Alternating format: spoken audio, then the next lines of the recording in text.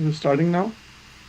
Yes, you should see at your end, but still Okay, it yeah, it should. says custom live streaming service. So are we online?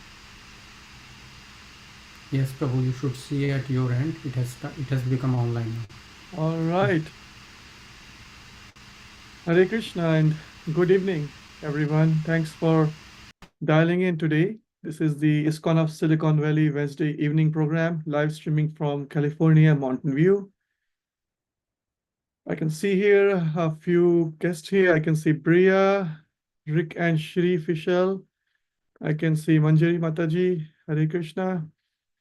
And is my audio and video everything okay? Yes, Prabhu. Yes, All fine. right. So yeah, evening program at ISKCON of Silicon Valley. We are part of the International Society for Krishna Consciousness. ISKCON stands for International Society for Krishna Consciousness. This was established in 1966 by our founder Acharya, our teacher, His Divine Grace A.C. Bhaktivedanta Swami Prabhupada. It was established in 1966 with headquarters in New York. And our ISKCON of Silicon Valley is the local branch in the Silicon Valley Bay Area, the tech hub of the US in the California region. And Silicon Valley, let's see who all are dialing from Silicon Valley. I know Bria is from Silicon Valley. I don't know about Prachi or Rick and Shri, but Asha Mata Prabhu is from Silicon Valley. So tech industry of the Bay Area, as we call it here, San Francisco Bay Area, it's a unique place. It's like, it's very unlike like any other place on this planet, actually. A few interesting things are most of the people here, like a lot of people are highly qualified, educated, professionally accomplished, mostly in science, math. We call it STEM stream: science, technology, engineering, and mathematics. But also, there are a lot of billionaires, actually, a lot of people who are super rich, and they are the founders and owners of startup companies. Famous ones, as you know, is Google, Facebook, Tesla, Apple, bunch of companies here. And then there are people. So people are just always people, right? Their habits, their behaviors, and different people exhibit different kinds of behaviors at different places, different time circumstances. So in the Silicon Valley, there are billionaires actually who sleep on the factory floor. And there are billionaires who actually didn't take bath for the full week. Actually, they think, oh, it's just enough to take a shower once in a week because I'm a vegetarian, and being a vegetarian, I don't need to take shower. So funny habits, different people. Now, I'd like to start with the story of one of my friends who asked me a few questions recently. But before that, I'd like to see all well, the guests who are joining.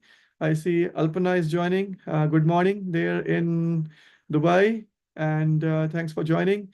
Now, this is going to be an interactive session. So if you are on YouTube and Facebook, that's great. You can only watch me, you can see me, you can hear me, and you don't have a choice other than that, right? But if you are on Zoom, uh, you can interact, you can unmute yourself, turn on your videos if you like. Just highly recommended. Thank you, Manjari Mataji, for turning on your video.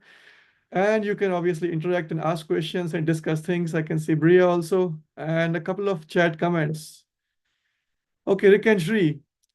Hare Krishna, we are from Palm Springs. We go to the Laguna Beach location. We came across online class offered by ISV and wanted to join. That's amazing. Thank you so much for joining from Laguna Beach, Palm Springs.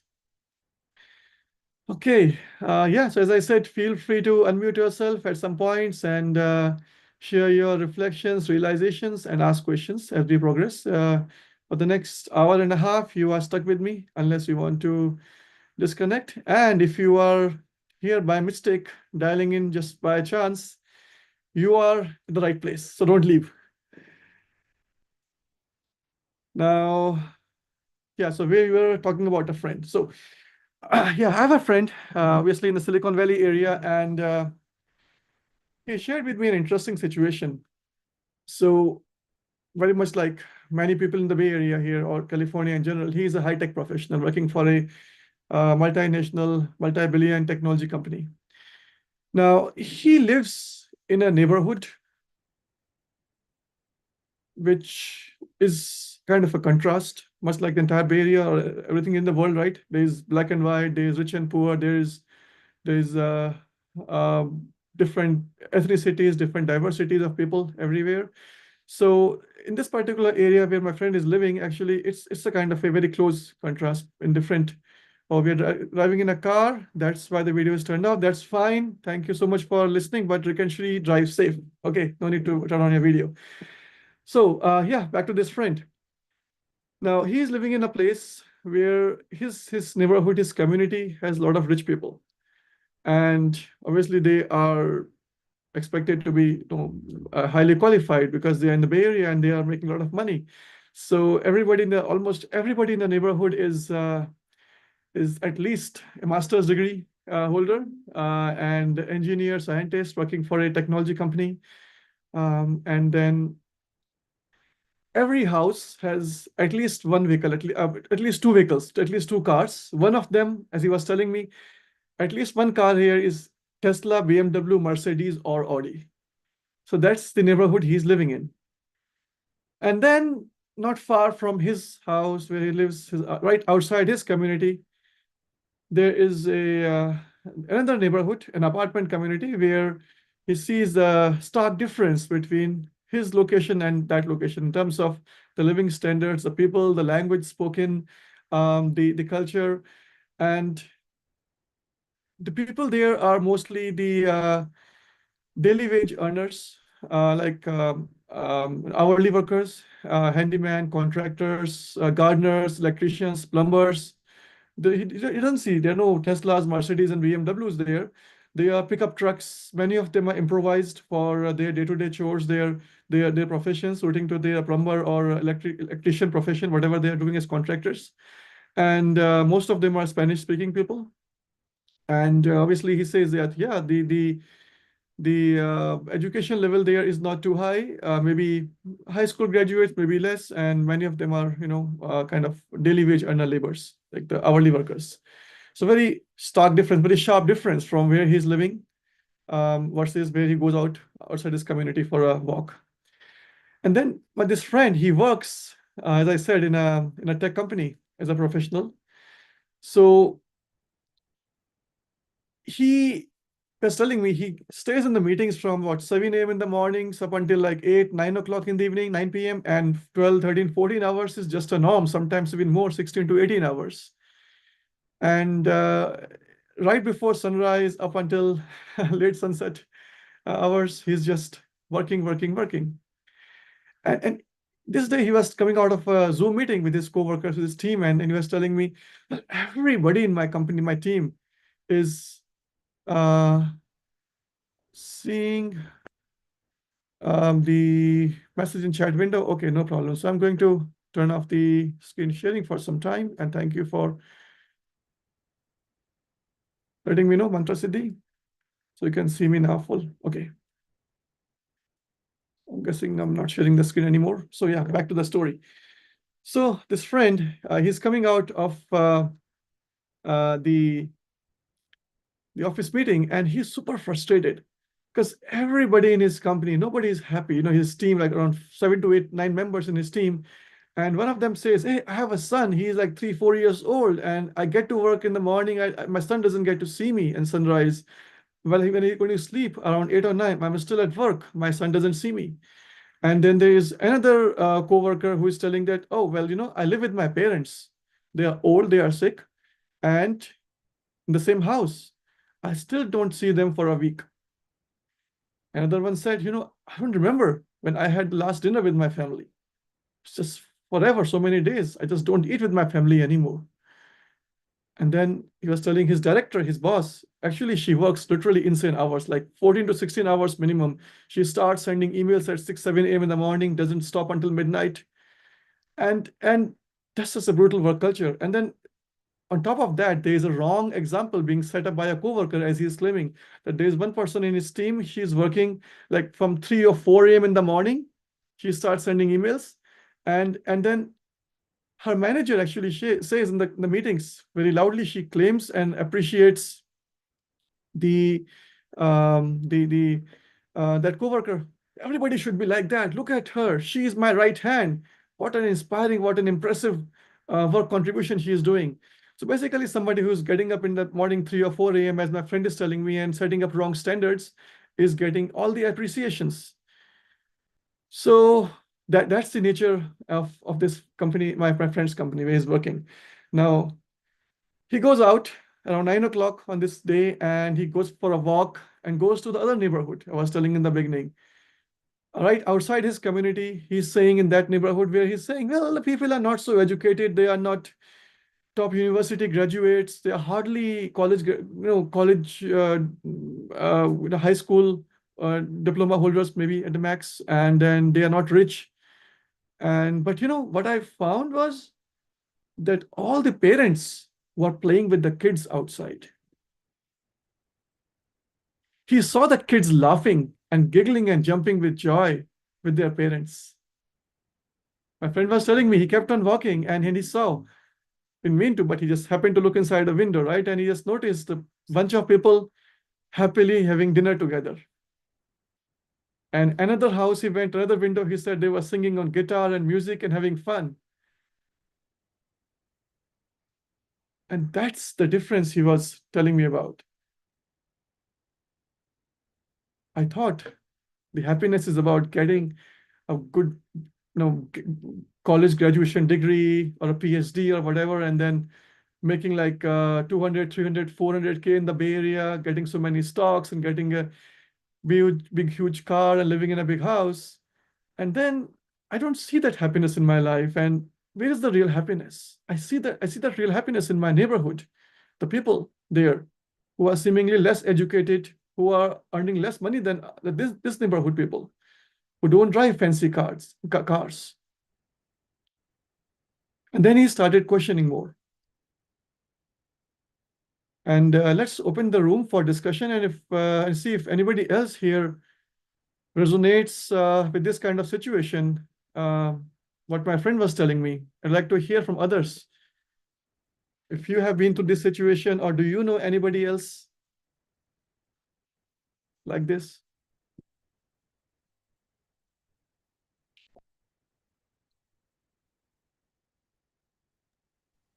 Hare Krishna Prabhu, this is Abhishek from Dubai. Hare Krishna. What you are saying, I'm resonating to that because our we in the corporate culture are working like slaves. Now, for Oh, example, really? Wow. Wow, that's too straight, but yeah, I can feel for you. Go ahead, please. yeah. But on the other hand, if I need to get some plumbing work done at my place, and I call the plumber, hey, look, there's an emergency. Please come right away. He says, no, mate.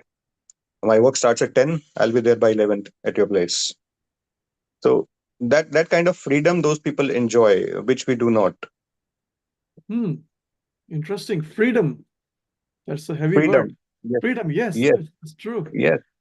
We are bound by times. I mean, we have a time to start, but there is no time to end our work, right? Yeah, So it is kind of endless. wow.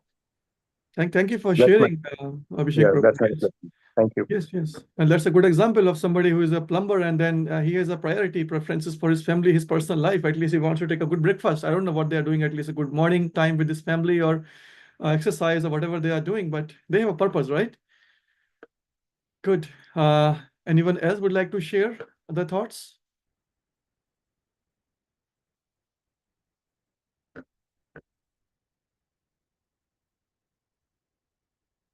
No one else? Then let's go ahead. I'm going to actually ask a question. Why is this happening with my friend? What is causing it? When he is not happy, none of his team members are happy. And by the way, they are hesitant in calling what Abhishek just mentioned slaves. But they are not happy clearly. So what is happening in their life? Why are they doing so much?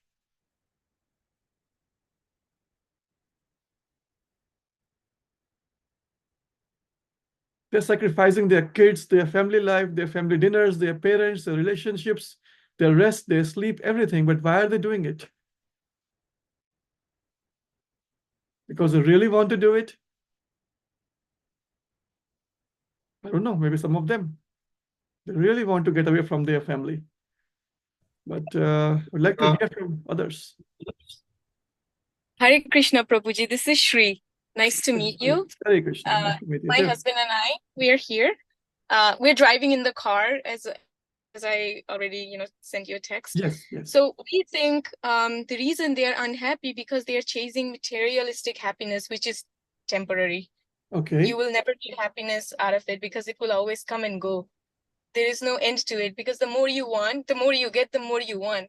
And in the end, you realize there is no real happiness in it. So that's our theory. Well, very nice. So this is a very powerful point. Thank you for sharing, Shri. And then, but yeah, going further, one level deeper. This is temporary happiness, but why would somebody chase temporary happiness when everybody knows it's temporary? It's like everybody is chasing something, meaning we are born into this materialistic world, right? So either someone wants to be successful, or Okay. someone wants to be rich, or someone wants to,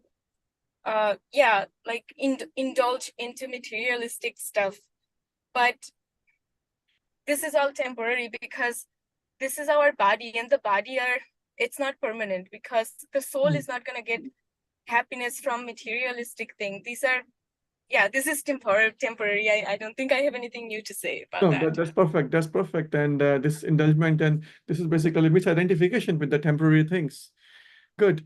So now I probed my friend a little more, and he actually went into a little more of, say, existential crisis topics like, why am I in this world? What am I doing? And all these things. And then he said, well, clearly I'm not motivated. I have a fear. He has a sense of fear. He has a fear of losing certain things in his life. And what those things are? He has a fear of losing his identity. One, on social media. I have an illustrious resume and a LinkedIn profile. And if I don't work here, I'm going to lose all of that which I have built in the past 30 years of my career. He has a sense of fear because of losing relationships. Relationships which he considers more useful and more relevant compared to his family members. And relationships with whom? His so-called high-profile technology company co-workers and industry contacts and network of people, the startups and all, where he's trying to do networking and raise money for some things in the future, probably, who knows? He has a social network on Facebook and LinkedIn and these places. And then there is a fear of getting lost in the crowd. Why? Because I know I have a master's degree from such and such university. On top of that, an MBA from such and such big business school. And how can I think of going to bed at 7 or 8 a.m. or 9 p.m., 8 or 9 p.m.? I could have worked hard like 18 hours because I have a degree from that institution. And that's the misidentification of prioritizing wrong things in our life, just because I am so attached, as you rightly mentioned, Shri, that we are chasing the temporary things. And that's the fear. And with that, I'd like to introduce the topic for today, which is fear. Everybody wants to live a happy life, but there is a sense of fear in certain things. Fear of losing people, fear of losing my reputation, fear of losing money, fear of losing my illustrious LinkedIn profile, fear of my social position, power. There's fear everywhere. And at that point of time, when one is tired of all material possessions and they recognize that none of the luxury watches are giving me that happiness. None of my professional success is giving me that happiness. None of my LinkedIn profile and social influencing followers are giving me that level of satisfaction, fulfillment, and contentment in my life. And none of my fancy perfumes are smelling good anymore. then there is a craving for higher purpose. And that's where the factor of spirituality comes into picture.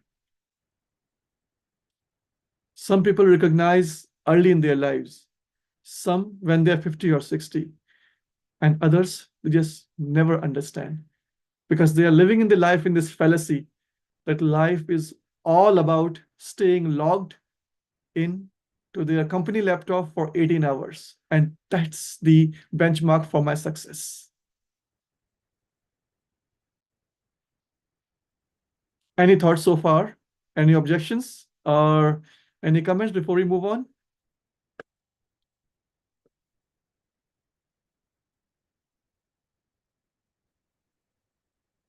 Nothing, then can go ahead. And it's really hard to get the feedback from people when they are on Zoom, but I can see some people, Mantra Siddhi, Kanshri, Prachi, Alpana, Manjari, and Bria. Okay, good.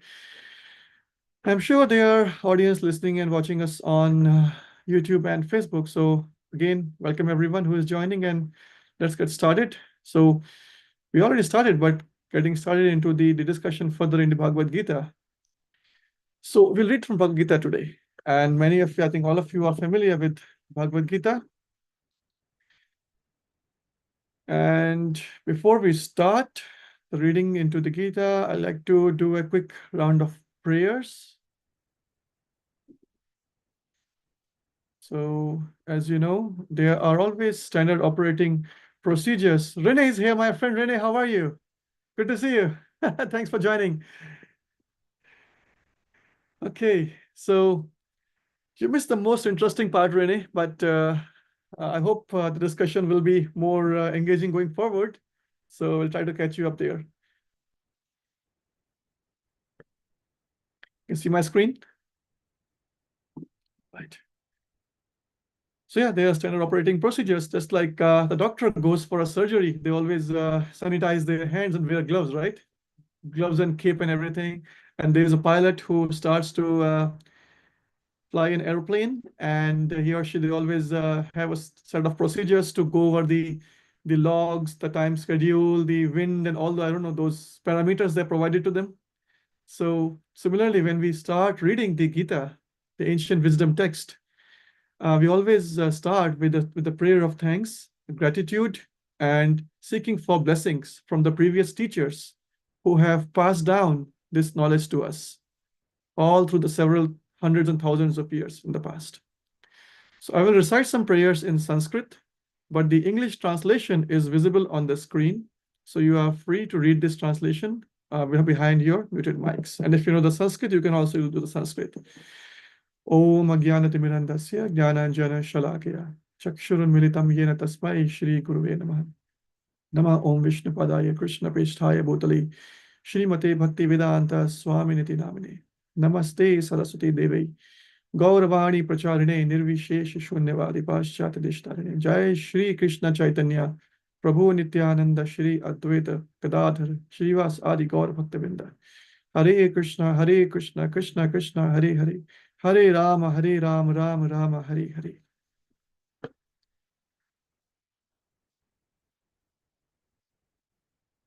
It was a quick small prayer.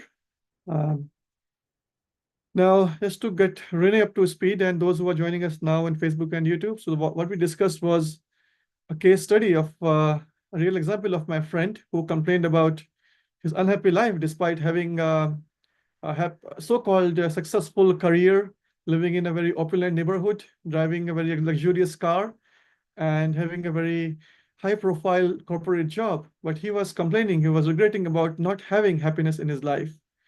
And then we discussed about a little bit about sense of fear, or probably it's a fear of losing certain things in life that keeps people, as one of our audience said, use the word slave. So yeah, if somebody is choosing certain things and unwillingly, then probably it's a sense of fear. And then we start reading the Bhagavad Gita.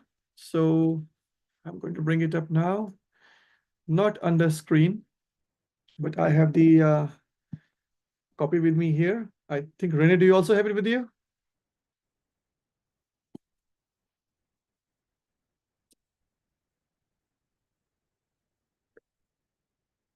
No, you don't have no problem. I know you are at work, and that's so impressive, so inspiring that you are joining from work. Thanks for joining.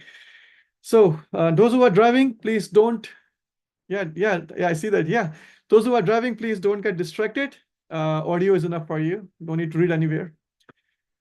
And a little bit about Bhagavad Gita. So, how's the scene set up in the Gita? There is a conversation happening between a king and his secretary, his assistant. And this king, actually, he's an evil father of a wicked son. Well, not a wicked son, they are 100 sons. All of them are equally wicked. This king's name is Dhritarashtra. And his assistant, his secretary, his name is Sanjaya. And there is a battle happening somewhere far away, say hundreds of miles away, at a place called Kurukshetra. And Kurukshetra is also known as a place of pilgrimage, Dharmakshetra, Kurukshetra. So battle is about to begin between obviously two parties, right? There are at least two parties to start a battle, unless you want to fight with yourself. But yeah, there is a battle happening, about to start. And on one side are his sons of this king, Dhritarashtra, the evil king. And on the other side are the cousins of his sons, basically his nephews. They're 5 in number. And of course, they have other partners, their own, what's the best word? Their own collaborative soldiers, no, parties to war. What do you call them? Allies, right? Allies in the war. Allies, yeah. So both sides have their allies. Now this king and his sons, they have inflicted so many pains and sufferings over the lifetime of the other parties, the other 5 brothers, the nephews or the cousins of the 100 sons. They inflicted so many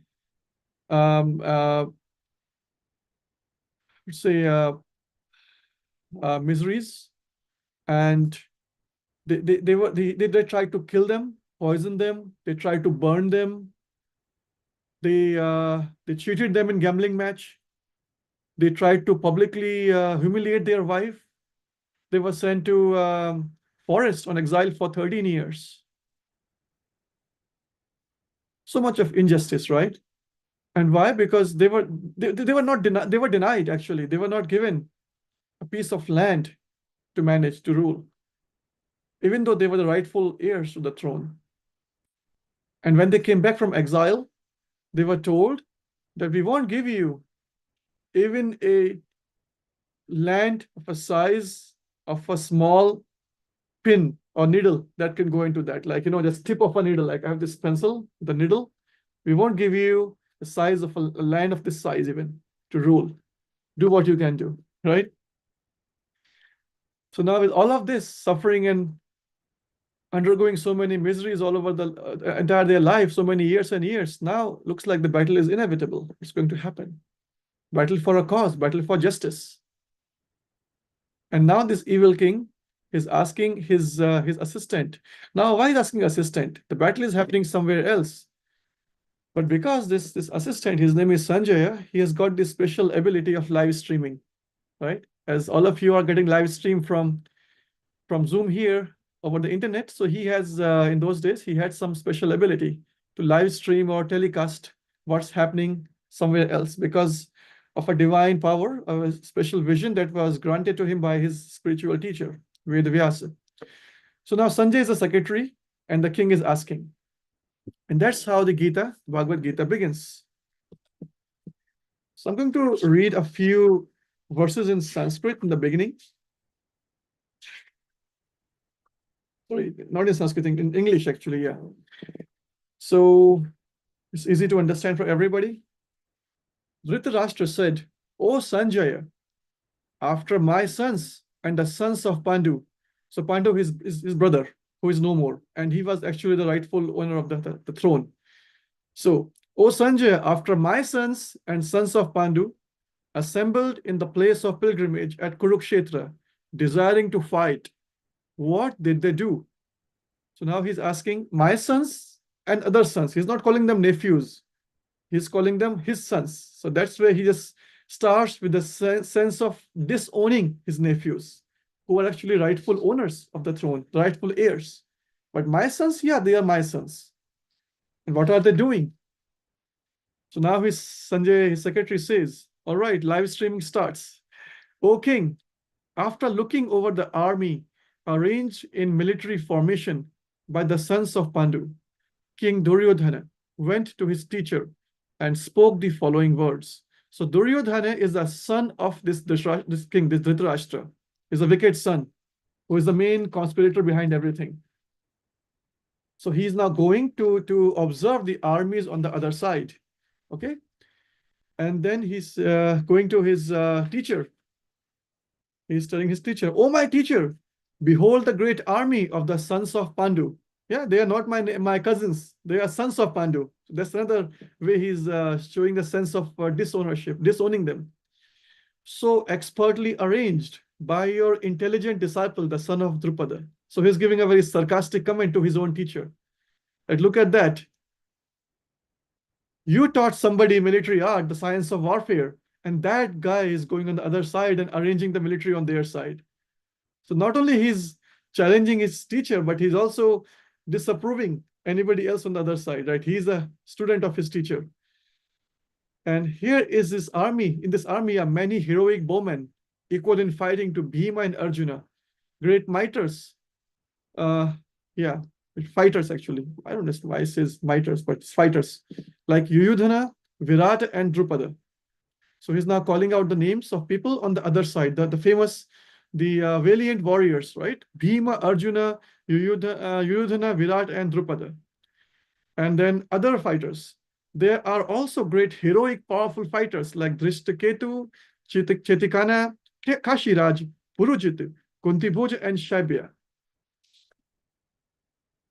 There are the mighty Yudhamanyu, the very powerful Uttamoja, the son of Subhadra, and the sons of Draupadi. All these warriors are great chariot fighters.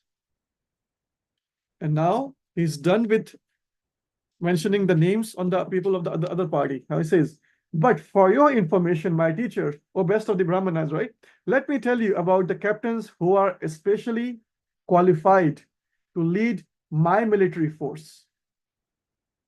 They are personalities like you, Bhishma, Karna, Kripa, Ashwathama, Vikarna, and the son of Somadatta called Bhurishava, who are always victorious in battle. There are many other heroes who are prepared to lay down their lives for my sake. All of them are well equipped with different kinds of weapons, and all are experienced in military science. So that reminds me of one of the people who was boasting, flaunting off just some time back to me. Oh, I am a VP of this company, and there are so many qualified engineers and B school graduates and so many top-notch people in the professional industry. They are scientists and engineers and having 20, 30 years of experience. And look at this, they are willing to sacrifice their family life for me. Why? Because I am their boss, I am their manager. Just like this guy is saying, all of them are well equipped with different kind of weapons and all are experienced in military science. Similarly, this guy was telling, not the other guy, but somebody else before. So he was so enamored by his professional qualifications and temporary misidentity of corporate leadership that he just had this notion that everybody in the world is going to work for me. They're going to lay down their, not lives, of course, but for my sake, they are willing to sacrifice their family. So this statement, this reminds me of this corporate executive. Our strength is immeasurable, and we are perfectly protected by grandfather Bhishma, whereas the strength of the Pandavas, carefully protected by Bhima, is limited.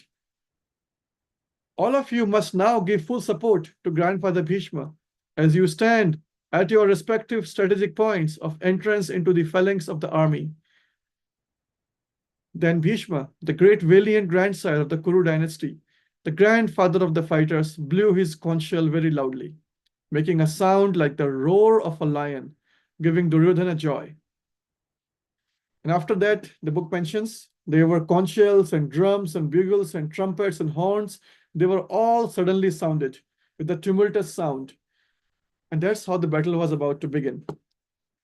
So now we see this king, the Duryodhan, or the prince. I would say the king is sitting in the assembly hall. He's blind and he cannot see. He cannot go to fight because he is old and he's blind. But he is asking his secretary to provide him the live streaming. And now he is getting the live telecast from there. Now he's getting the feed from the battlefield. The prince there, the Duryodhan, is observing the armies and he's mentioning all the names on the other side, on his side. But one name he actually forgets to mention. And that's the most important name of the Bhagavad Gita. And that name, the person, is the main orchestrator, the main mastermind, or the main designer and creator of Bhagavad Gita and the Battle of Mahabharata. And anybody can say who is the person?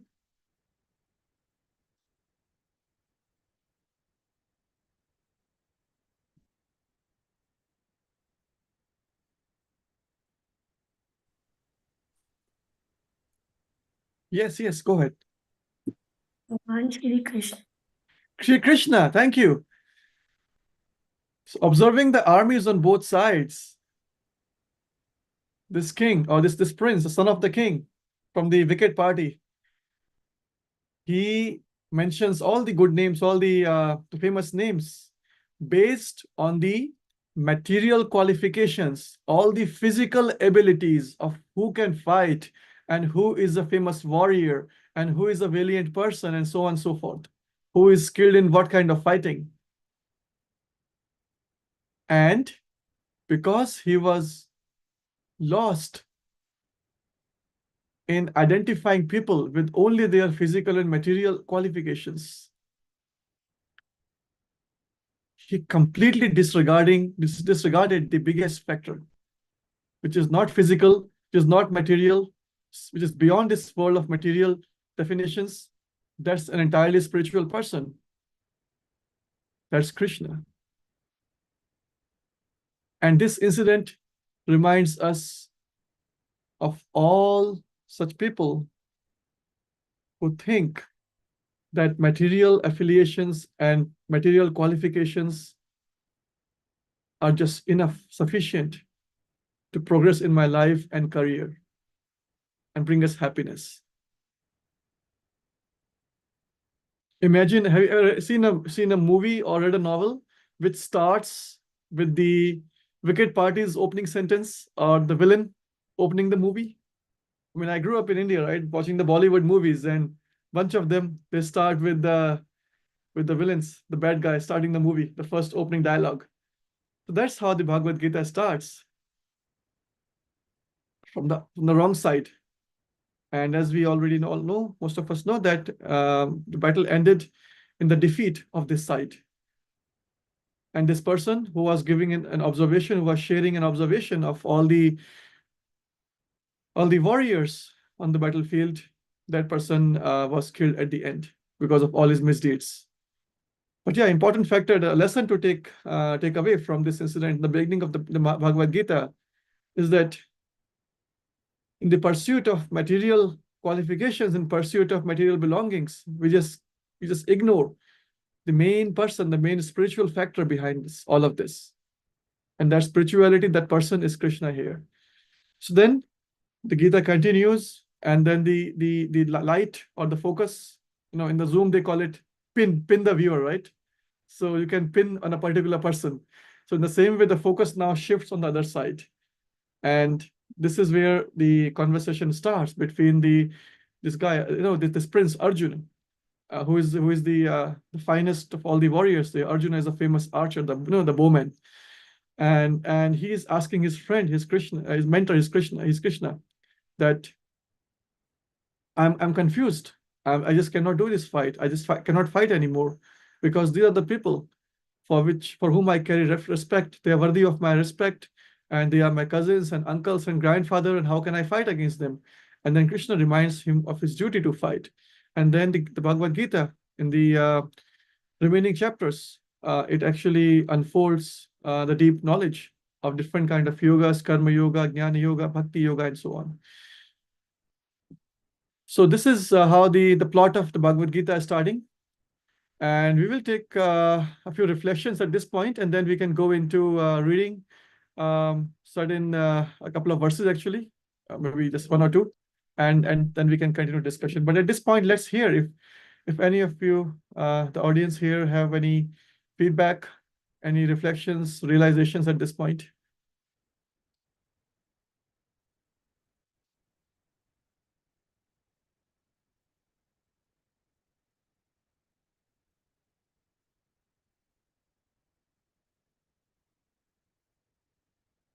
No questions, no reflections? I have a reflection to share. Yes, please. So the Lord, Krishna was present in the field, and Sanjay was telling everything to the king, and he didn't mention Krishna, being Krishna present there, and in our lives. So we also, being Krishna present in our life, and we just forget about him. Though Yes. Krishna was physically there, yet he didn't mention him.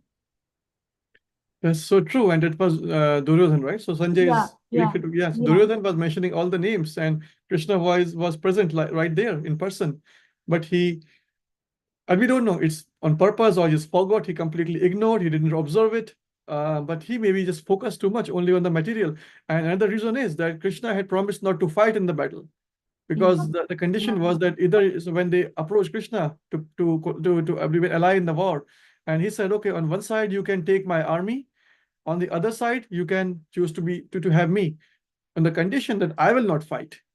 I'll be just sitting and observing and just be non-fighting, the extra player outside kind of person. And then this guy Duryodhan, he chose to have the army because he was more focused or more concerned about the physical or material, the things that are more relevant from a materialistic point of view. Oh, I need to have a battle to win the war. I need to have the army to win the war. But he completely disregarded having Krishna in his life. And then he forgot to mention the name or disregarded Krishna's presence. Very nice. Other thoughts?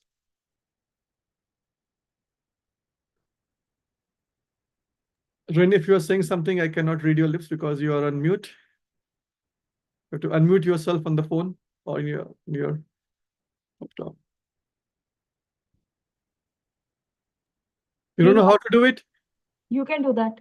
I don't know how can I do it. If you're host, you can go and No, it participate. says ask to unmute. You have to just press the button and say unmute. There's a red button there. Unmute yourself. Oh, we have you. Wonderful. Okay, you can hear me now. Yes. Okay, perfect. So I simply want to just say that the number one topic that I am interested in at this stage in my life is enlightenment. Mm-hmm. I want to be able to understand what it means, what it is, so that maybe hopefully one day when I'm ready, I would like to achieve full, complete enlightenment.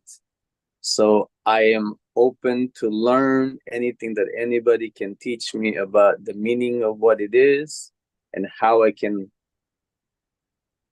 attain enlightenment.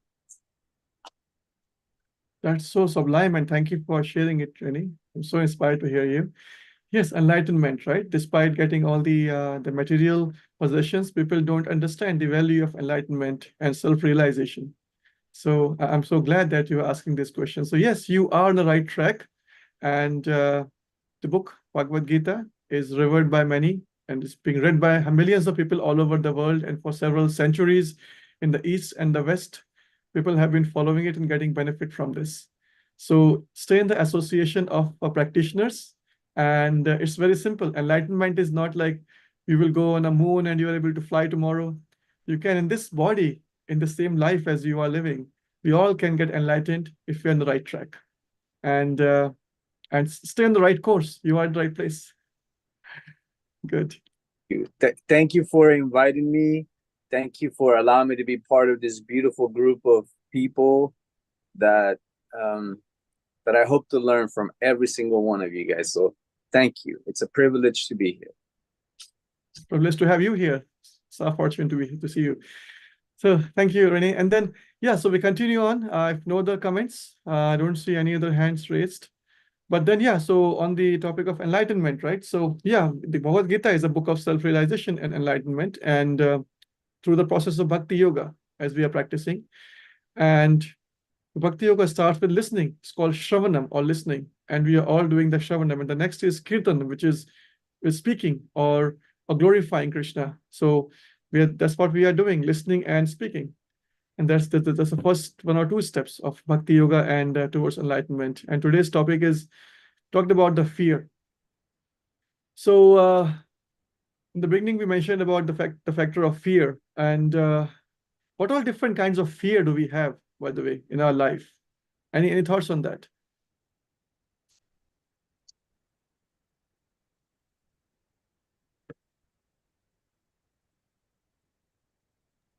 What all different kinds of...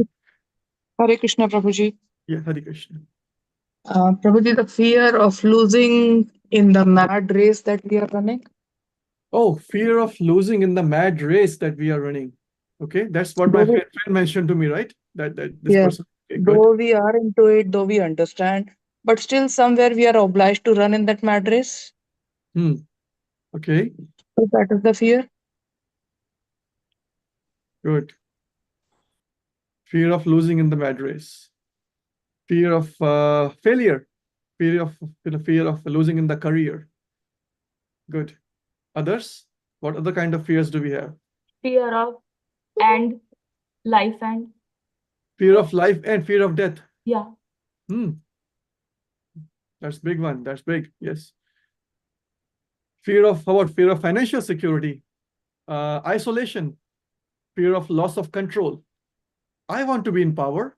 I don't want to lose my authority, lose my power. Then there's fear of unknown, fear of rejection. Alpana, yes, go ahead, please.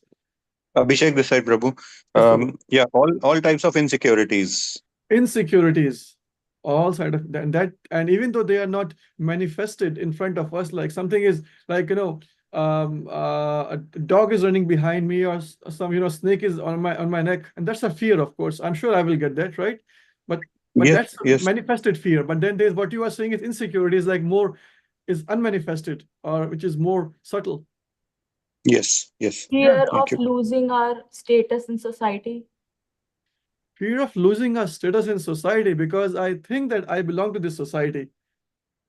Yeah. Good. Well, we all belong to the society, but we feel too attached with this society, right? That's, I think, the right way to put it back. So perspective is I belong here, but I feel too attached to it that I'm not willing to accept getting lost or getting detached from the society. So that's a fear. That's a fear. Fear of losing the people we love.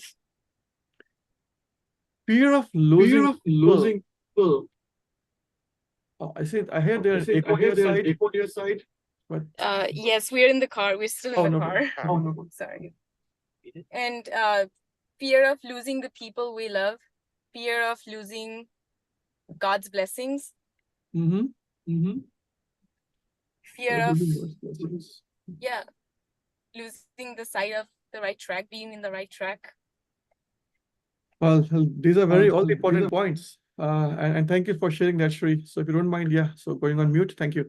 So all the valid points: fear of isolation, fear of losing out in the mad race, fear of professional failure, social failure, social isolation. All of these are really valid points. And who is cashing upon these points? Who makes the most money out of my fear and your fear, everybody's fear in the world? Social media. Social media? How?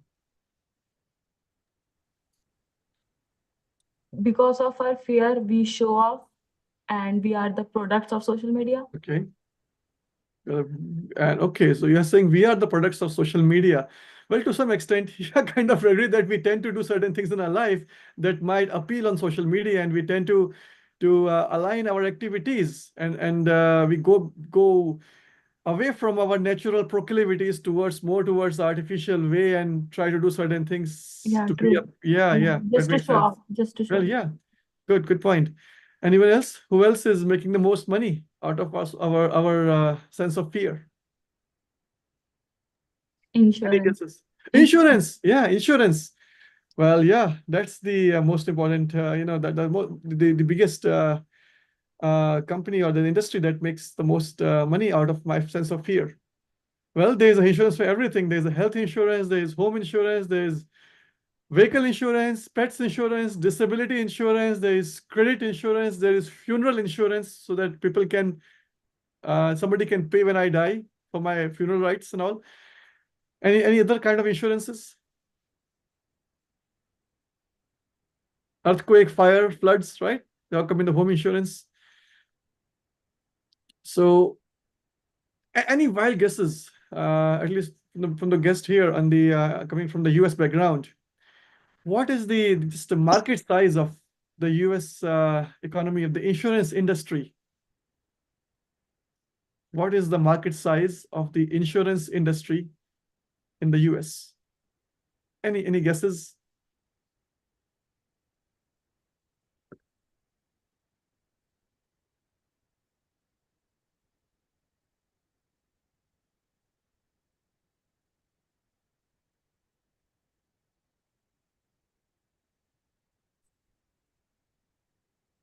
No guesses?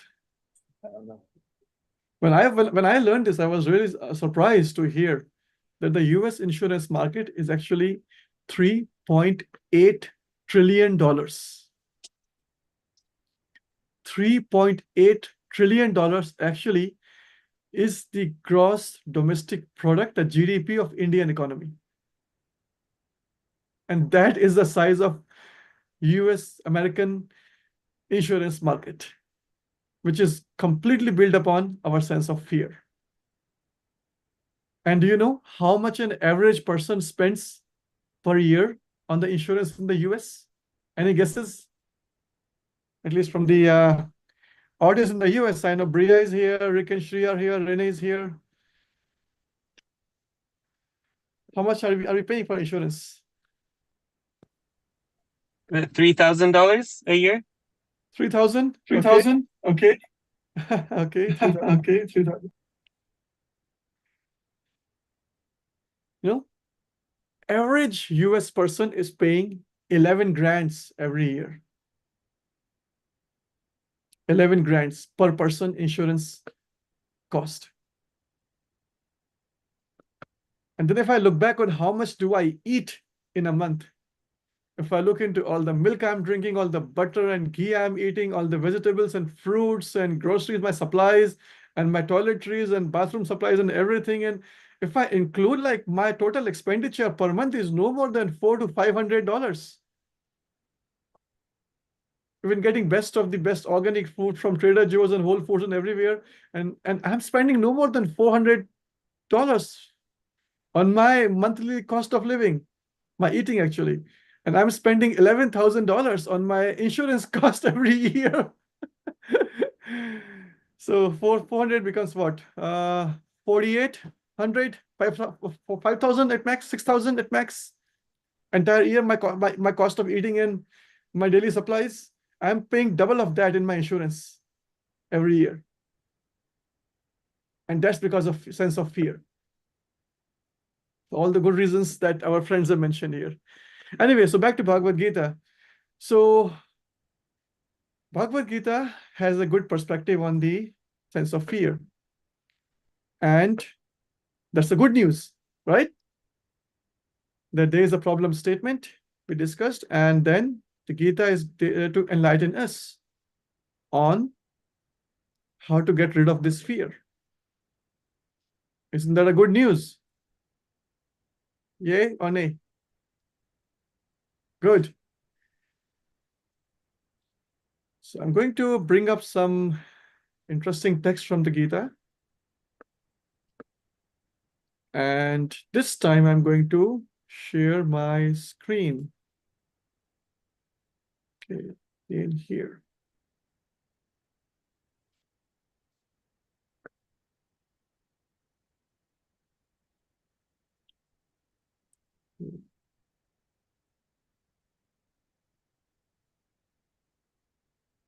All right, so I hope you can all see my screen. Yes, good. Is it clear? Size and everything is good? All good. Okay, so let's make it a little bigger. Okay, now. Anybody wants to volunteer and repeat after me in Sanskrit?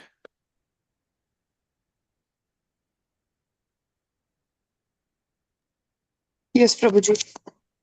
Okay, Bhakti Nalpana, thank you. So we'll start with the synonyms, the word for word translation, and then go into the verse. But before that, when we recite Bhagavad Gita, we also have to pray, right?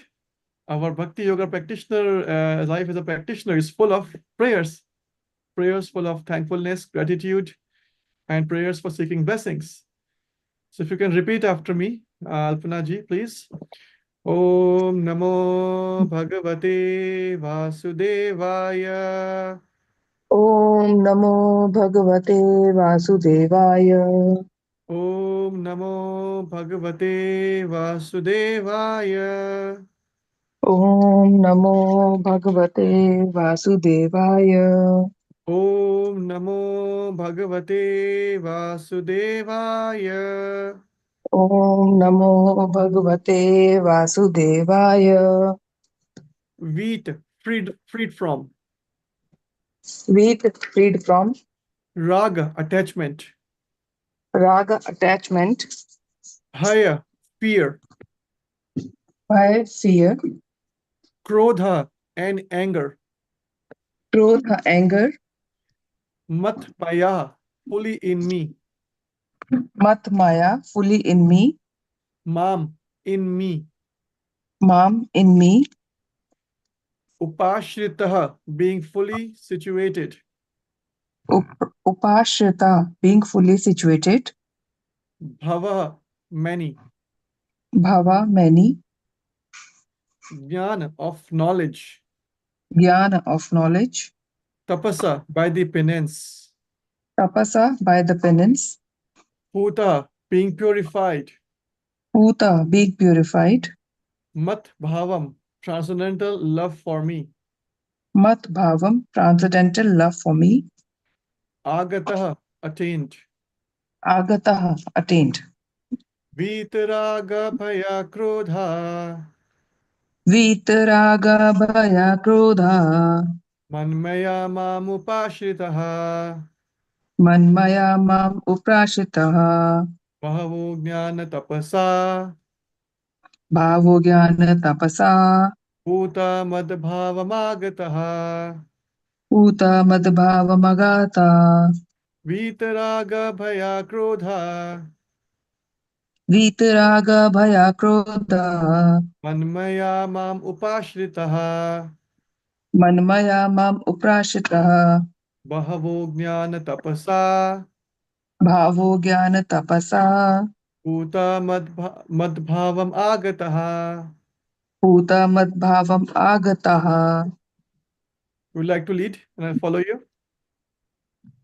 The shloka only? Yes, please. Vitaraga bhaya krodha. Vitaraga bhaya krodha. Manmaya mam uprashitaha. Manmaya mam upashritaha. Bhavo jnana tapasa. Bahavo jnana tapasa. Puta madbhavam agataha. Uta madbhavamagataha. Thank you. Translation. Now this is somewhere I'll be able to make my friend Rin a little happy because we're looking for enlightenment. And let's see what is enlightenment. Being freed from attachment, fear, and anger. being fully absorbed in me and taking refuge in me, many persons in the past became purified by knowledge of me, and thus they all attained transcendental love for me. And this is a real enlightenment, that we should be desiring for, to attain the transcendental love for Krishna. And how do we do that? Being free from attachment, fear, and anger, and being fully absorbed in me and taking refuge in me. So these are the enemies mentioned here, which are taking us away, which are distracting us from the path of enlightenment. Attachment, fear, and anger. And we spent last 40-50 minutes or so talking about the topic of fear.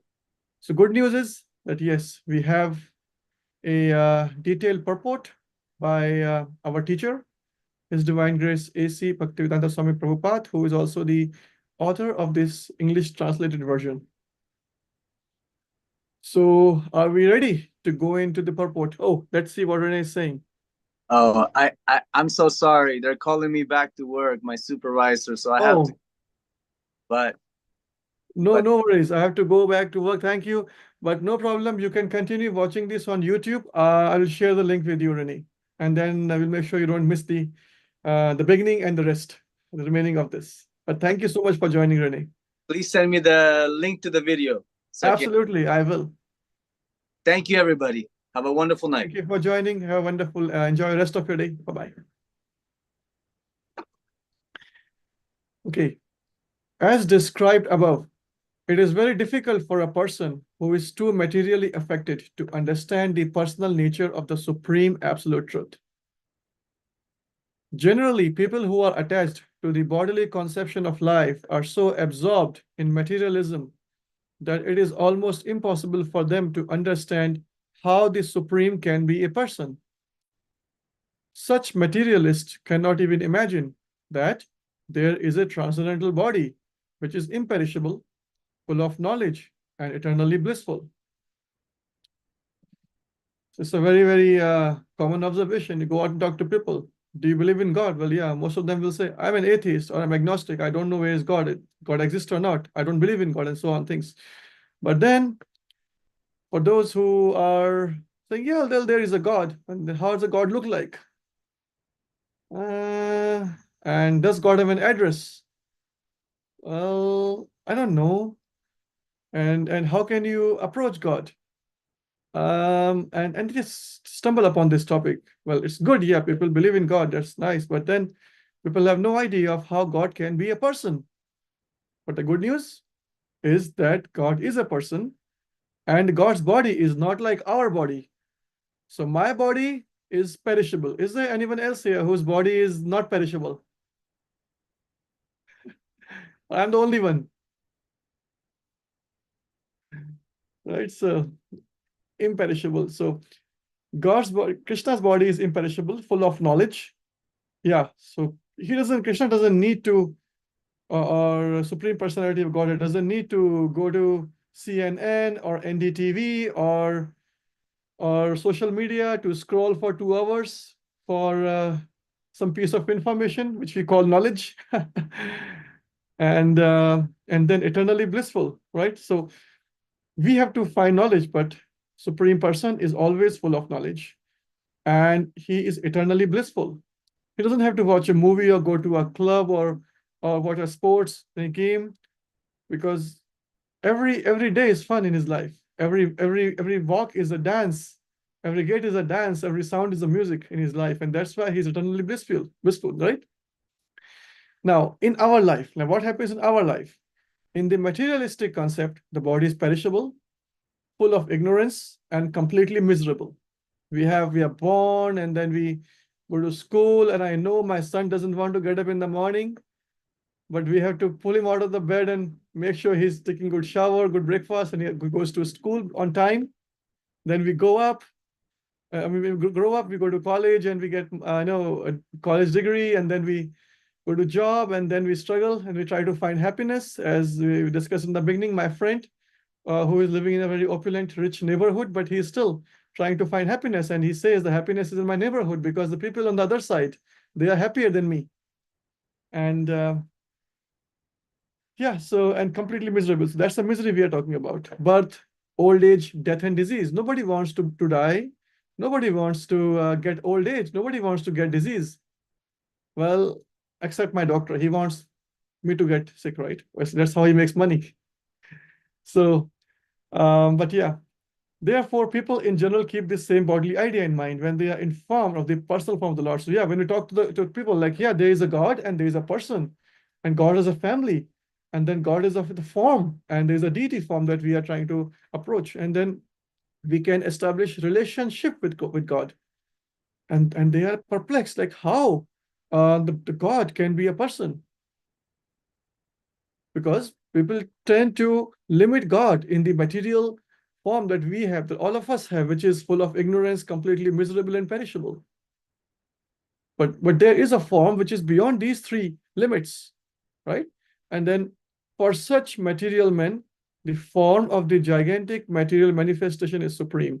Consequently, they consider the supreme to be impersonal. So they can do a conclusion. Well, yeah, I cannot understand something, so it's impersonal or it's not a person. So it's like saying that if I'm looking at the beach, the seashore, anybody likes to go to the beach? California beaches.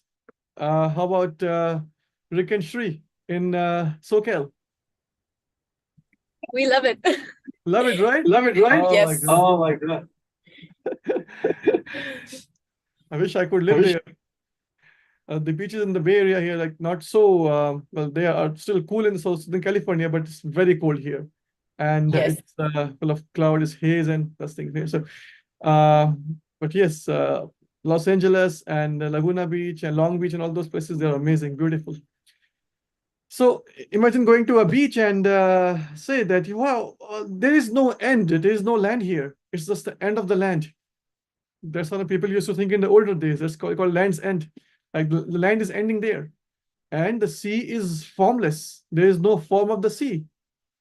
But then we rise up, we look into the maps, we look into the Google Maps or my Atlas or my any kind of a map, and then we find out that, well, yes, there is an end to the sea. There is a land on the other side.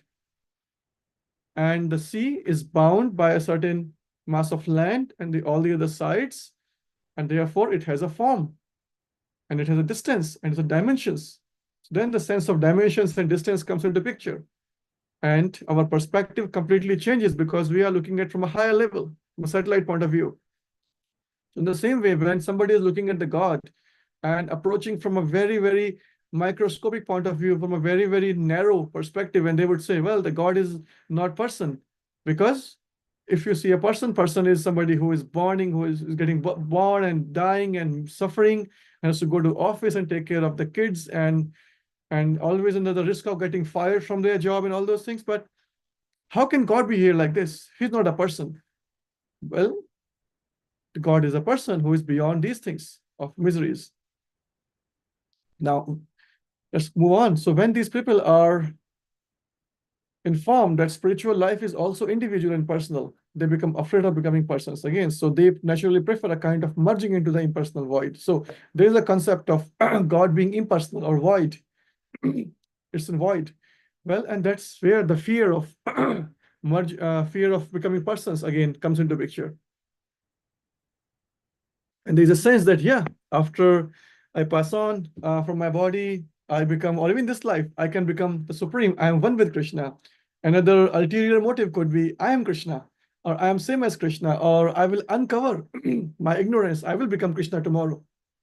So those things are coming out of the sense of fear. Generally, they compare the living entities to the bubbles of the ocean, which merge into the ocean. That is the highest perfection of spiritual existence attainable without individual personality. This is a kind of fearful stage of life, devoid of perfect knowledge of spiritual existence.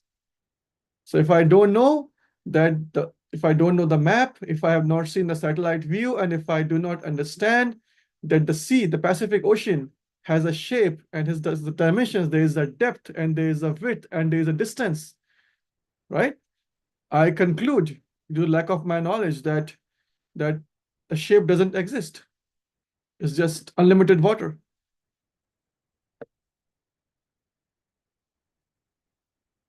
Furthermore, now there's another category of people. There are many persons who cannot understand spiritual existence at all, being embarrassed by so many theories and by contradictions of various types of philosophical speculations. They become disgusted or angry and foolishly conclude that there is no supreme cause and that everything is ultimately void. So because I cannot conclude the truth, I conclude that everything is ultimately void. Good. Somebody wants to be in that fallacy, living in that misconception of life, then yeah, we all have the free will. But such people, the teachers, they tell us that such people are in a diseased condition of life. Some people are too materially attached and therefore do not give attention to spiritual life. Some of them want to merge into the supreme spiritual cause, and some of them disbelieve in everything. So these are the three kind of people. One, who are too materially attached. If you go and talk about, hey, this is Bhagavad Gita, that's the book of knowledge, and this is transcendental knowledge beyond any religion, any age, any gender, any culture. It's just knowledge for everybody. And I see people saying all the time, well, I am not a Hindu, so I cannot read this book. I'm a Sikh or I'm a Christian. So I tell them, I try to explain to them, okay, you are right, and I respect your religion. But saying that I'm a Sikh or a Christian is like saying that, okay, I'm saying that the sky is red and you are saying sky is blue. If the sky is blue, it's for everybody, it's the same color, right?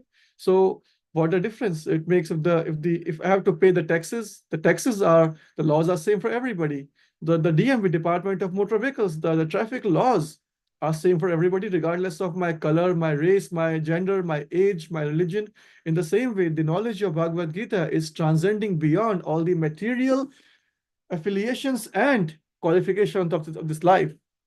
All these identifications, these are all material identifications. I'm an Indian, I'm a Westerner, I'm a Hindu, I'm a non-Hindu, I am old, I'm young, I am male, I'm female. And Bhagavad Gita knowledge actually goes beyond these traditional limits. Okay.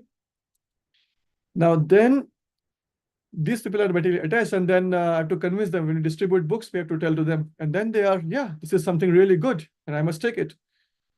Then there are people who actually want to merge into the supreme spiritual cause, that, okay, I will go and merge in the Supreme Lord. And some of them just say, okay, I disbelieve in everything. I don't believe there is anything. There is no hope in anything.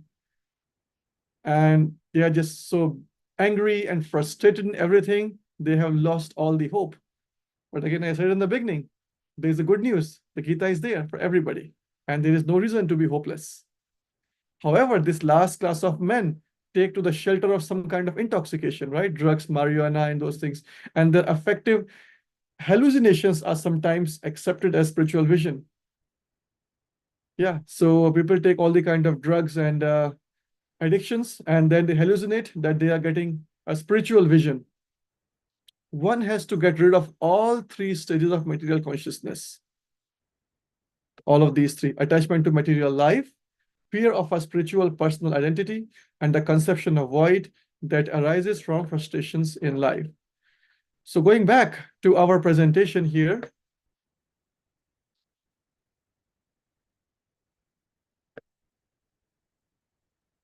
okay, can you see this slide? I see, I guess, yes, okay. So we talked about fear of losing things and people. Well, good news is that we've got nothing, right? We're born with nothing, we'll take back nothing with us. That reminds me of that song by Bob Dylan, 1965. It was from Highway 66. I think, what was the album name, right? Can't remember the song, but he was saying, you have got you have, what's that? You got nothing. I ain't nothing. Something. Let me search for that. 1 second. You've got nothing. You've got. Yeah, it was like a Rolling Stone. Yeah, the song was. If you can relate to that song, it's a Rolling Stone, and it has this sentence that if you have nothing, there's nothing to worry about, nothing to lose about anything, nothing to lose. So yeah, the fear of losing things and people, this goes away, because when we start with the concept that nothing belongs to me, and our spiritual wisdom text, Ishopanishad actually starts with saying that Ishavasam idam sarvam, means everything belongs to the Supreme Person, nothing belongs to me. So we should use everything, whatever is in my quota, and then just leave everything else and to whom it belongs to, right? Now, next is the fear of losing power. Good news again, all our powers are on loan.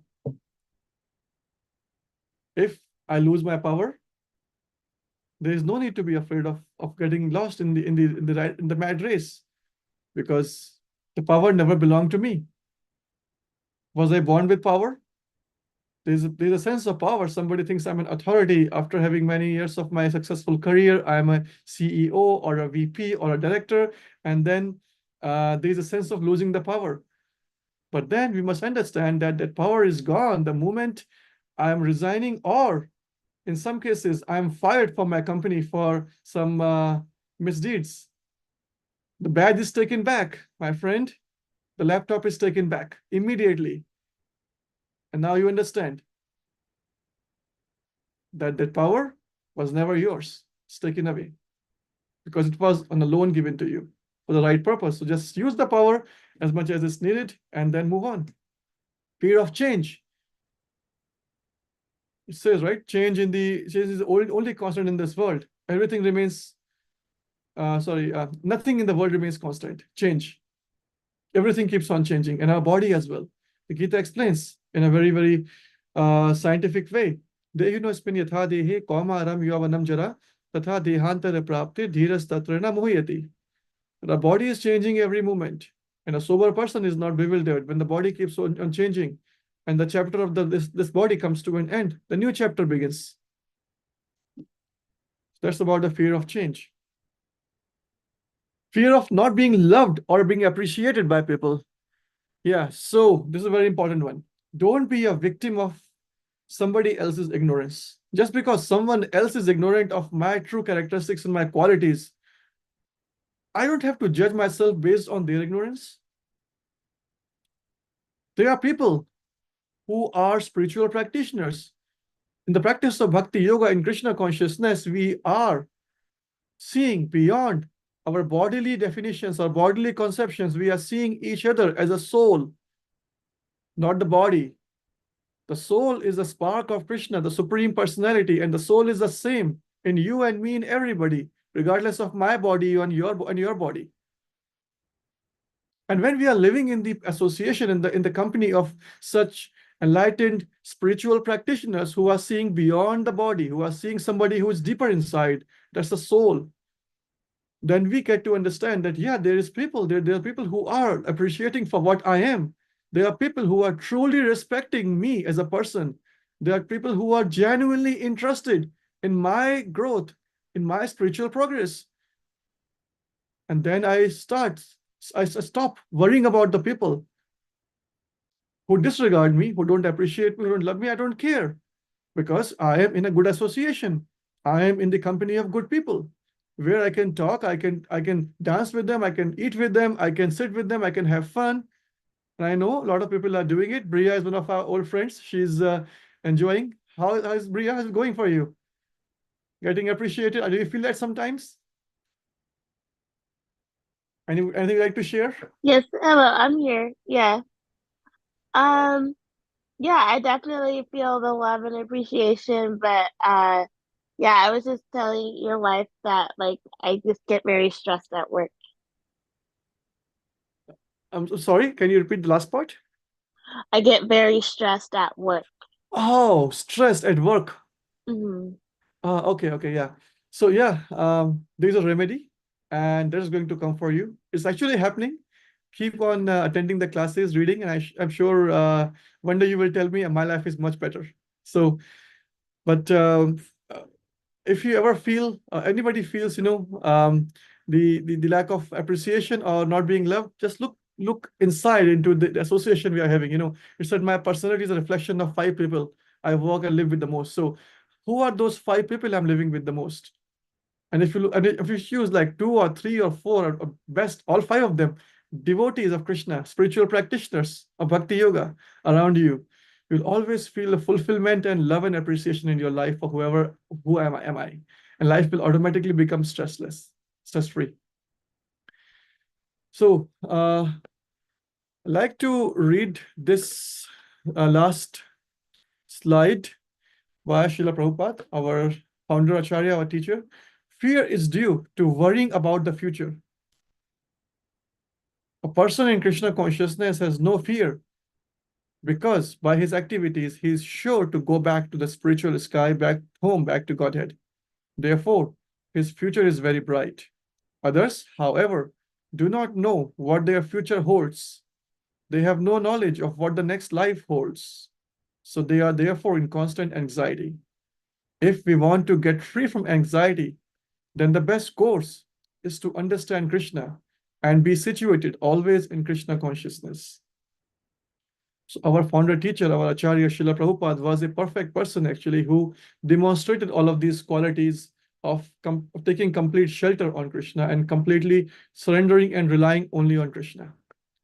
He came to the US in 1965 when he was around 70 years of age, practically with no money. And he came on a cargo ship after making lots of efforts in getting into contacting all the rich people, all the famous people, the government of India and elsewhere. He just kept on trying for many, many years. But because he had the ultimate faith in the words of his spiritual master and the instructions from his teacher that go and spread knowledge in the Western world, he took that risk and he had no fear of anybody. In fact, his name is Abhay. Abhay Charanaravinda. Abhay means Abhaya. Abhaya means fear. Abhaya means somebody who does not have fear. And I'd like to end today's session with the nice story that happened in Calcutta. So Srila Prabhupada came to the Western world in 1965. And then in 1966, 67, 68, these years, he was completely invested in spreading the Krishna consciousness movement, starting from New York and then to West Coast in San Francisco and LA and then London and everywhere else in the world. So now he's going back to India. And after a few years, now he's traveling all over the world. And people in India now respect him more than they ever did. Earlier, he was just somebody in India. Now everybody knows him. And now he's a famous person. So this particular incident happened in 1971. Yeah, this is the book I'm reading. It's called Srila Prabhupada Leelamrita. This is his biography. All right, so this happened in May 1971. And there is a 10 days festival in Calcutta, which is now known as Kolkata. So his disciples, his students, Giriraj and Tamal Krishna, they were organizing the festival. And then what happens in Kolkata?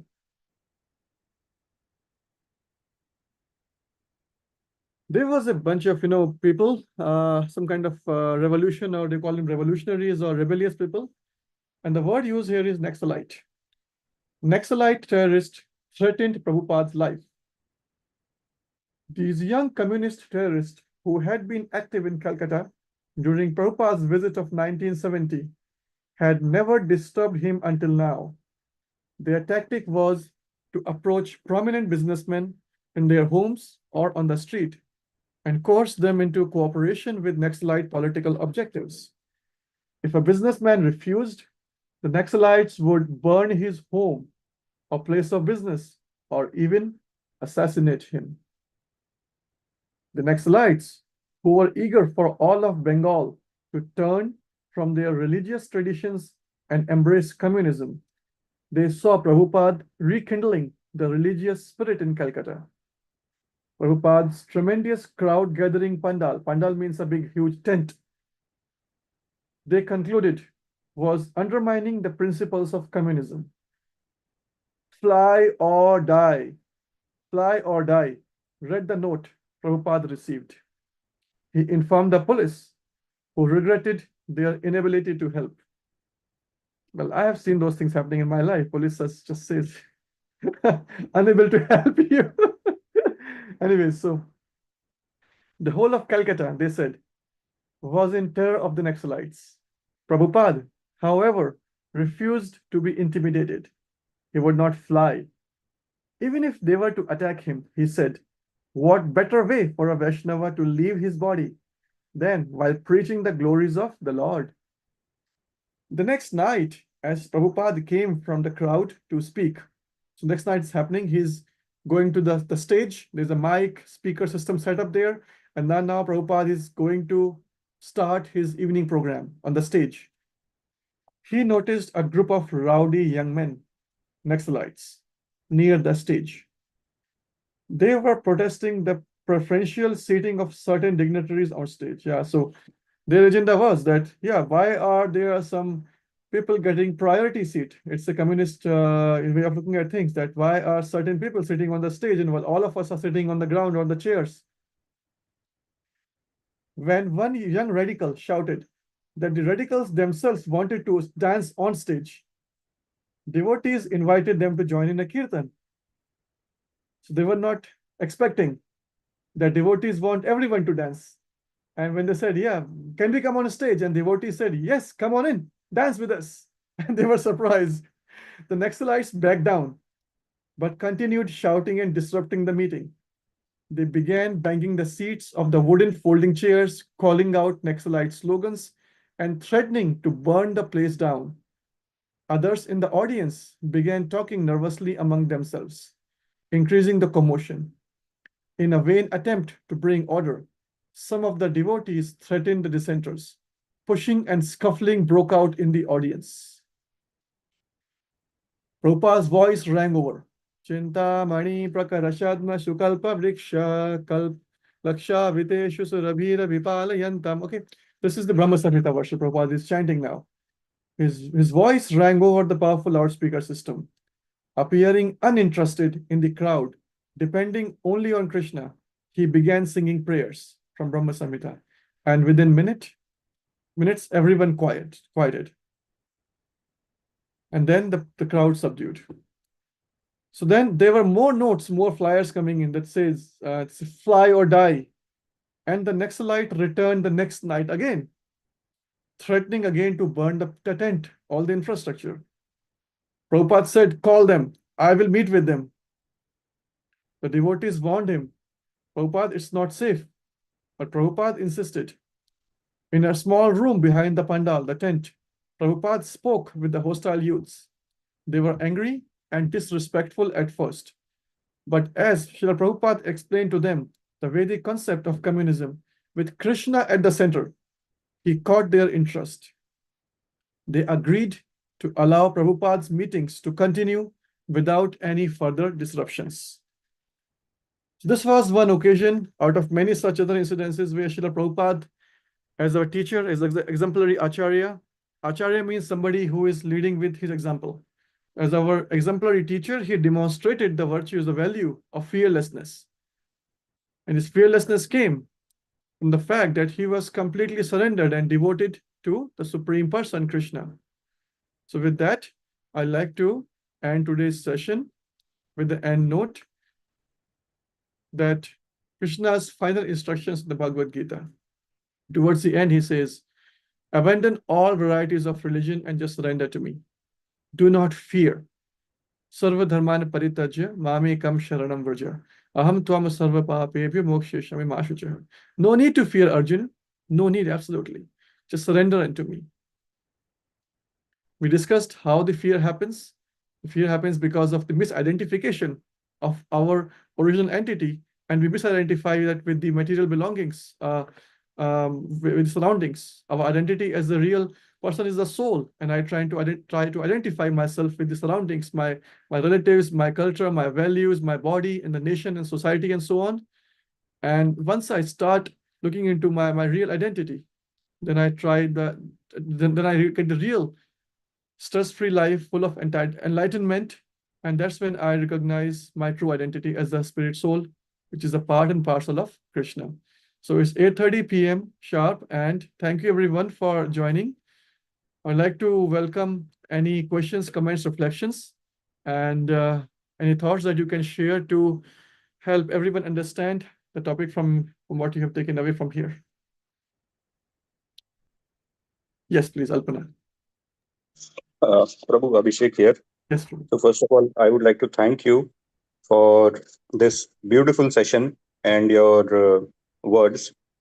The way you connected the entire material concept of fear and insecurity, and you brought out examples from Bhagavad Gita and explained to us, it was really enlightening.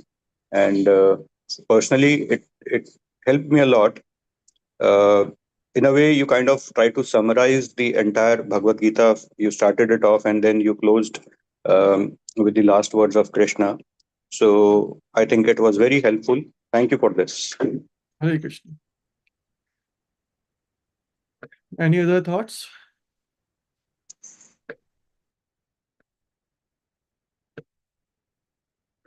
Any questions? If nothing, then we can close this session today. Thank you everyone once again for joining and spending your time in the last hour and a half.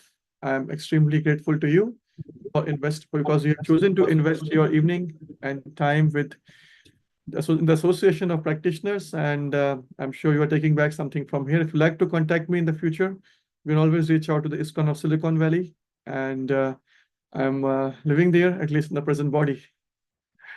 Thank you, everyone. I'd like to close the Zoom session. Hare Krishna. Is there something there, Shri?